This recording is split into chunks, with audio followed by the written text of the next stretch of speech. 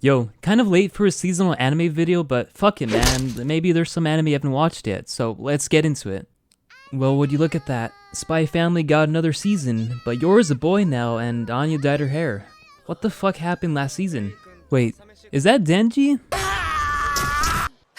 Okay, but really, it's like if the creator of this saw how much money Spy Family was printing and was like, I see, family equal good, Rito girl equal good, and that's the birth of this clone. I decided to be fair and give it a shot, and it's actually not that bad. But this anime is full of bullshit.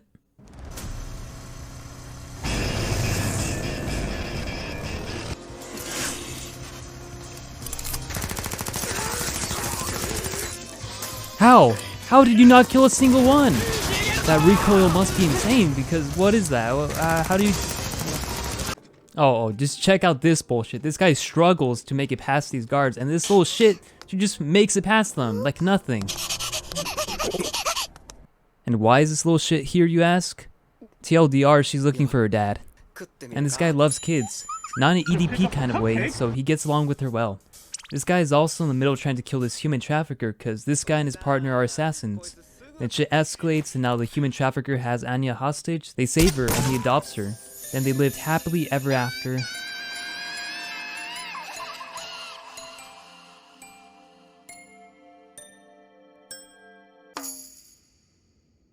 Yeah, that was her dad. They just fucking... Boom! Headshot! Boom! Headshot! Boom! Headshot! Her dad right in front of her. This series is just another generic fantasy. If you've seen some fantasy anime, then you've probably already seen this exact show already. Several times, in fact. This guy... Did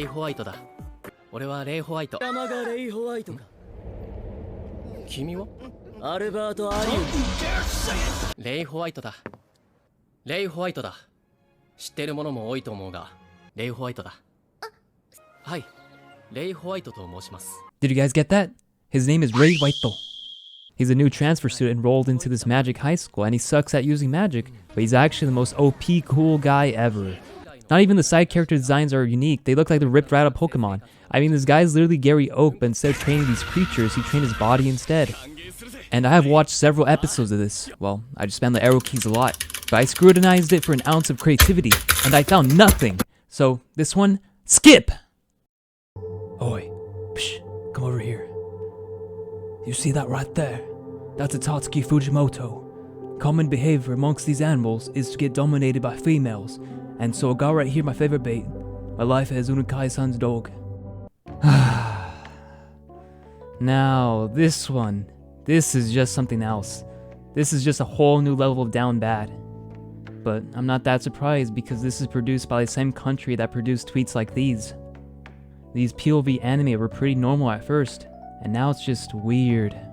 Okay, but anyways, this one's about this guy that turned into a dog, and then this girl takes him home, and then she strips naked, and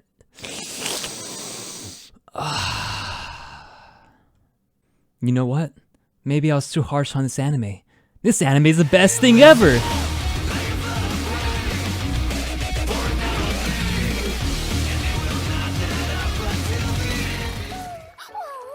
Woof! Woof! Woof! Woof! Woof! Woof! Woof! Woof! Woof! Woof! Woof! Woof!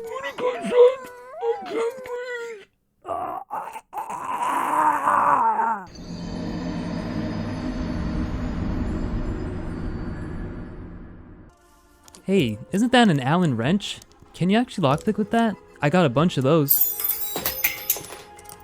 This anime honestly surprised me. I thought it was going to be another shitty isekai, but it made me laugh, so it's not.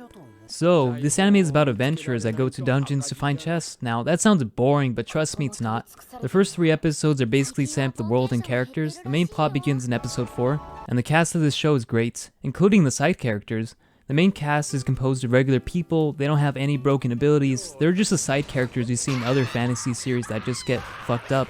Now the side characters, great. I like them because the creator just destroys class stereotypes. Like for example, there's a sadistic healer and a mage who doesn't like to use magic, so he uses a big old dragon dildo instead. Now for the main cast, we got Janitor for the protagonist, Eldering Strength build, Hatsune Miku, and Gandalf, but with dementia. He's my favorite because this guy is just hilarious. And when I first saw this cute little fleshlight with wings, I thought she'd be useless, but she's not. She's actually their healer. but she charges the money for it. This tank, I don't have much to say. I guess she gains some personality without her armor, and she's also a tsundere that likes the MC, who is a weak, ordinary guy archetype done right. He can carry his own weight, and he supports the cast to the point where it's detrimental if they go to a dungeon without him. You should definitely give this one a shot if you haven't already. It's my favorite this season, though I wouldn't say it's objectively the best. I think that goes to Vinland Saga, but I already read the manga, so I don't really care about the anime. Ooh, Trigun! I was kind of excited. Oh my goodness, they buffed the shit out of Rem's tits. What the heck? I love technology, and man, the CGI is really good. I thought this was going to be a movie. It's insane how well CGI in anime has advanced. Look at the mask of my boy.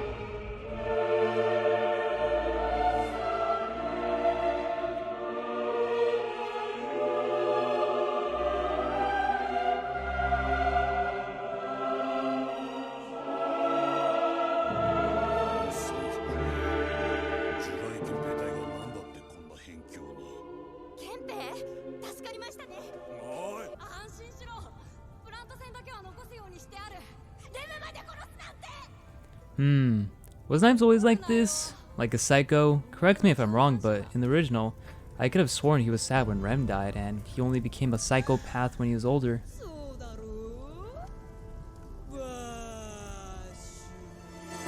No. No, no, no, no, no, no, no, and no. Nope. Nuh-uh. Don't tell me this is Knives.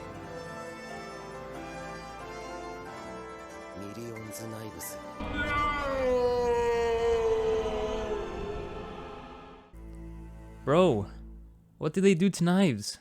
He looks like an astronaut with a suit created from placenta. What is that? Ooh, Nier. This was another one I was looking forward to watch. And wow, it starts off strong. Just flashbanging the viewer with Nintendo Switch graphics. Where was all this CGI in the trailer? They were hiding it. How does the CGI look so bad though? To get to this level of bad, it looks like you would have to do it on purpose. Even the backgrounds don't look good. Hey. One of the good things about this adaptation though is that 2B looks real juicy. That's some premium A1 beef. Fan art proportions are now canon, boys. Honestly, she might be even more thick than she is in game. You know what, A1? I applaud you. This is a 9 out of S. That's enough joking around, so if you're planning to watch this to start the Nier franchise, then no, don't. The only way to start is with the games, and I will gatekeep this forever. This one is a no-brainer. Start with Replicant since it's a prequel, and then play Automata. Automata is the popular brother out of the two, but that doesn't mean anything. They're both high-quality games, and Replicant's my favorite out of the two. And let me tell you, this game is a roller coaster. The creator's a fucking lunatic, and it's full of twists and moments that will have you saying, what the fuck? Outside of that, let's talk superficial aspects, like the combat. The combat's a hack and slash, and a really good one at that, since it's created by Platinum Games. And if you're someone that likes a good cast of characters, then you'll like the franchise. Both games don't have the same cast, but they're both good. Okay, now if you're an anime only, scram. Go on, get! I'm going to timestamp where to skip because now I'm going to talk to people who play the game. Now to those of you who play the game and you're not watching this, you should! The first episode is such a bait since it's basically a one-to-one copy of the game, even down to camera movement. But episode 2 is the good stuff. They start introducing new anime original content, like new scenes with the Resistance members. I like the direction this anime is going since there's focus on the Resistance members this time around and it fleshes them out, as that was one of the problems I had with Automata. A lot of the NPCs in Resistance Camp I just didn't care for. They just felt like the strict definition of NPC. You just talk to them, get a quest, and go. I do recall there were side quests in the game revolving around them for the purpose of fleshing them out, but I don't think any of them were successful. I can't recall any NPCs in the camp that I really cared for. Even Devil and Popola had such a minor role. The only good NPCs I recall in game are Pascal and Emile. Okay, next anime now.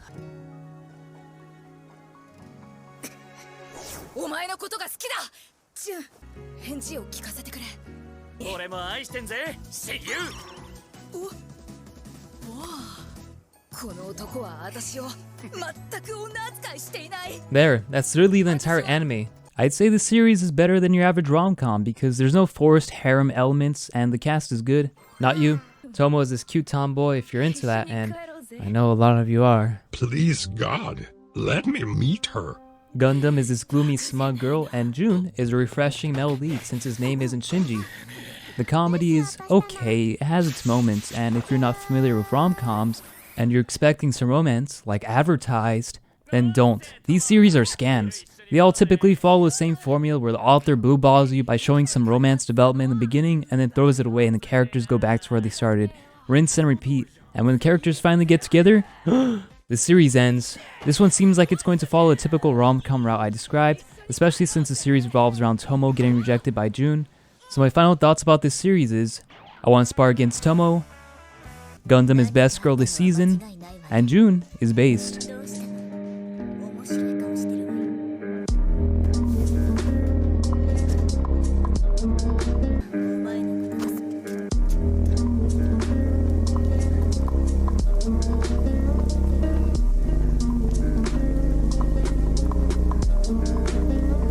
Hey, do you guys remember that friend in middle school who said he had a girlfriend, but she went to another school? Unrealistic, right? No one will believe him. Just like the MC in this anime. This one's about this girl who's perfect. She's beautiful, athletic, intelligent, and can cook. With all these abilities she has to offer, she decides to cook and clean for the MC for free, like a moderator. And I do not like that. Shit is boring and unrealistic. Where are the flaws? I want flaws. Flaws make people human. When they're so perfect like this, it just makes them feel so unrealistic, which ruins my immersion. And when you ruin my immersion, you just remind me that she's just a drawing, and I cannot fuck a drawing!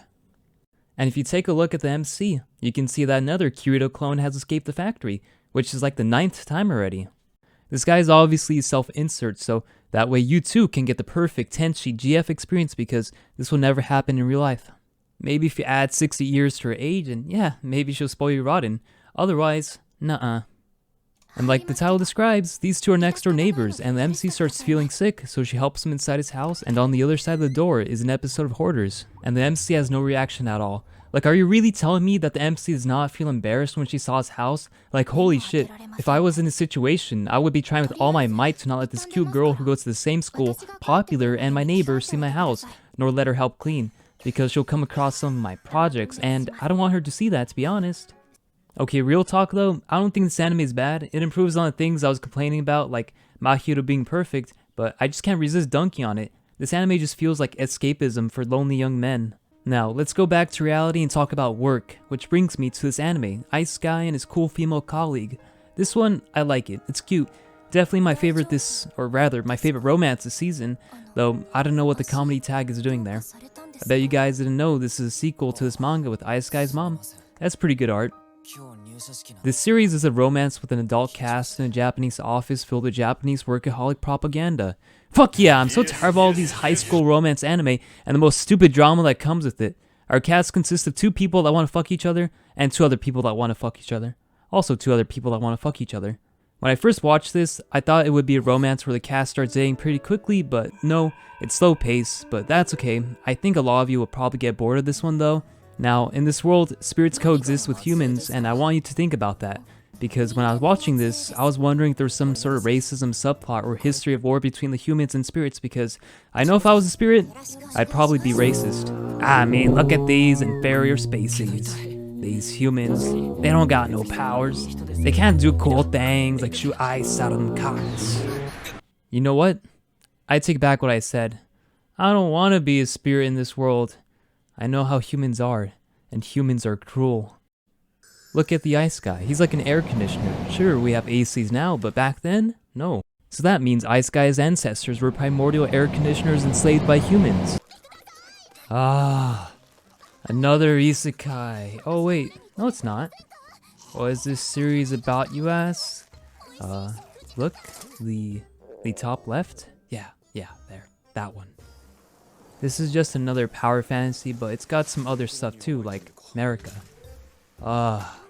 Marika's tits. She's this cute, sweet farm girl that is a guild master's daughter. This is our MC. I don't know his name. I just vehemently self-insert as him. Anyways, you know how power fantasies go. MC's OP as fuck. This guy has his stand stats maxed out, and he could do cool things like cut stuff good, throw stuff good, smash stuff good, block stuff good, and Marika is... I just can't finish this part.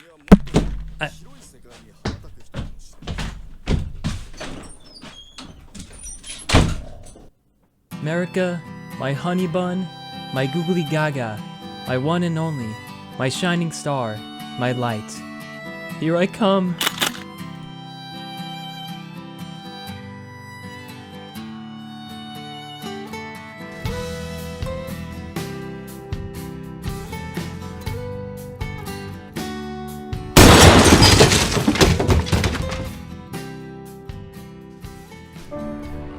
Why are we still virgins?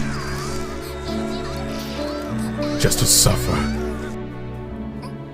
Every night, I feel my dick. And my balls. Even my nipples. The sex I've never had. The GFs I've never had. Won't stop hurting.